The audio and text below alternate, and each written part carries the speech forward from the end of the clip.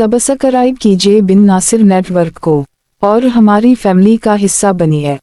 कितनी अजीब बात है ना, ये तमाम आलात तुम्हारे हैं मगर उनका इस्तेमाल तुमसे बेहतर मैं जानता हूँ। पारिस ने उसकी बात पर धीमी सी मुस्कुराहट लौटाई मगर उसका ध्यान अब एयरपीस पर मरकूज था। सफुअन अलबेला की आवाज को फोकस करने में लगा था मगर कुछ भी सुनाई नहीं दे रहा था। चंद लम्हे बाद उसके चेहरे पर तशवीश के आसार नुमायां हुए। पारिस ने उसकी घबराहट महसूस कर ली। क्या हवा, परेशान क्यों हो गए हो? पारिस, मैं कोशिश कर रहा हूँ लेकिन अलबेला की आवाज नहीं आ रही, जैसे सिग्नल ही बंद हो गया हो। सफुअन की आवाज में इज़्तिराब झलकने लगा। पारिस ने कहा लगाया और कंधे उचक्का कर बोला, अरे भाई, वो हवालात में है, अपने दोस्तों के साथ नहीं कि मुसलसल बोलती रहे। थोड़ा सब्र करो, आवाज आ जाएगी।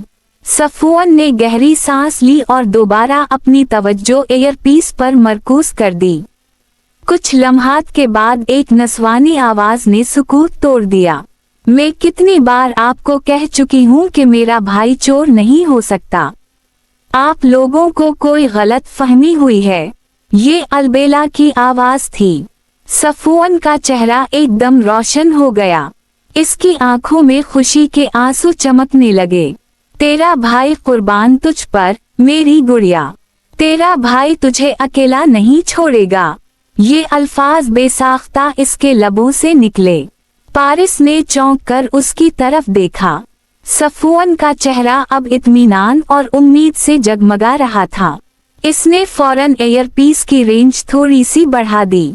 अब अलबेला के करीब खड़े पुलिस अहलकारों की सरगोशियां भी साफ सुनाई देने लगे। हवालात के करीब किसी भारी आवाज वाले शख्स की गरज उभरी। हमारे मुखबिर ने इत्तला दी थी कि वो आदिल के करीबी साथियों में से है। हमें वो हर हाल में चाहिए, वही हमें आदिल तक पहुंचा सकता है। ये अल्फाज सुनकर अलबेला का दिल जैसे धड़कना भूल गया। मुझे यकीन नहीं आ रहा कि मेरा भाई किसी तंजीम का हिस्सा है। अगर ये हकीकत है तो मुझे अपने भाई पर फख्र है। उसकी आवाज में खौफ के साथ एक अजीब सा फख्र भी शामिल था, जैसे सदमे के बीच किसी पोशीदा मान का एहसास जागा हो।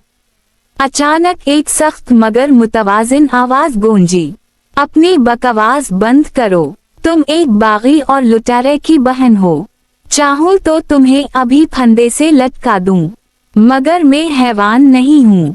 तुम्हें सुबह रहा कर दिया जाएगा। बस जब तक मुआमलात साफ नहीं हो जाते तुम गांव से बाहर नहीं जा सकती। अलबेला ने कांपती आवाज में कहा, अगर वाकई मेरा भाई आदिल का करीबी आदमी है तो मुझे क्यों छोड़ा जा रहा है? ये बात समझ से बाहर है। वही शख्स नरम लहजे में बोला, बेटी, मैं एक बाप हूँ, मेरी भी बेटियां हैं। मेरा ज़मीर ये गवारा नहीं करता कि किसी की बेटी को उसके भाई के गुनाहों की सजा दूं। सुबह तुम अपने घर लौट जाना।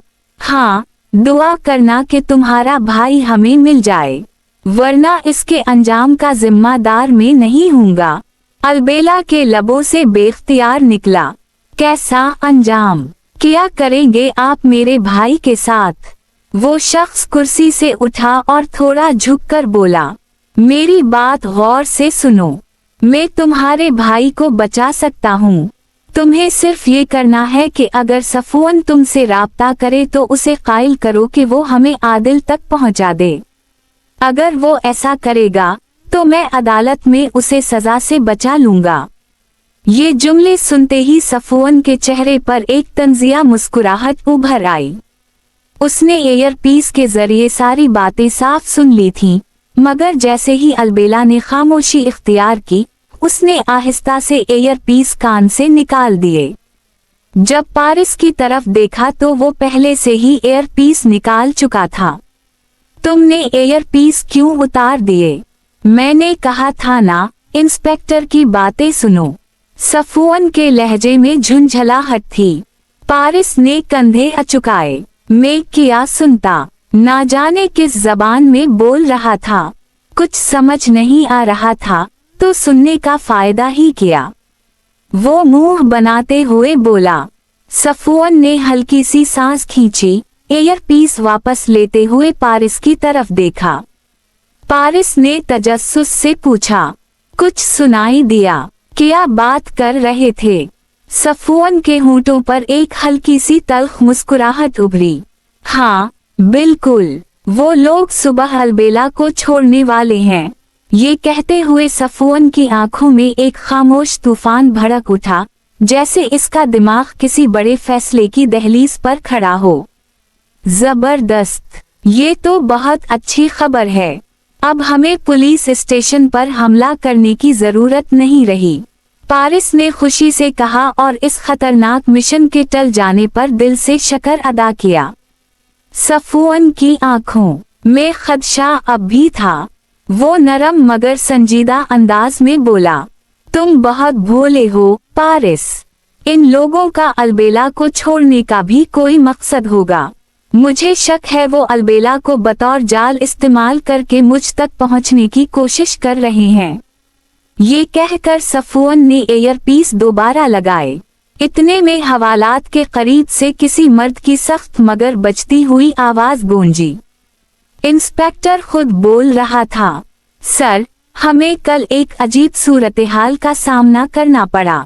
जब हम गार में पहुंचे तो वहां मुजरिम मौजूद नहीं था, सिर्फ एक खूबरू नौजवान था। गोरी रंगत, लगता है सूडान का नहीं था। हमारे एक सिपाही ने उसे जख्मी किया मगर वो गायब हो गया, जैसे वहां मौजूद ही ना हो। सफवान ने पारिस की तरफ देखा और एक मुख्तसर मुस्कुराहट दी, मगर पारिस इस मुस्कुराहट की वजह समझ ना सका। अचानक दूसरे अफसर ने तैश में आकर कहा, बकवास बंद करो। नाकामी को फजूल कहानियों से छुपाया नहीं जा सकता। अगर इस मर्तबा कोई गड़बड़ हुई तो तुम्हें भीख मांगने पर मजबूर कर दूंगा। दूर से आने वाली बातचीत में फैसला किन आवाज ने कहा, मैं वापस जा रहा हूँ। शाम तक वाओ से बड़ी खींच सिपाहियों की भेज दूंगा। पूरे इलाके में बखेर दो। चंद खास सिपाही इस लड़की के पीछे होंगे। मुझे सफवान जिंदा चाहिए, हर हाल में। सफवान ने एयरपीस उठाकर पारिस की तरफ कहा, मेरा शुबाह दुरुस्त निकला। कल सिपाहियों की बड़ी खीप आने वाली है, फिर हालात को संभालना मुश्किल हो जाएगा। पारिस ने घबरा कर पूछा, तो फिर हमें क्या करना चाहिए?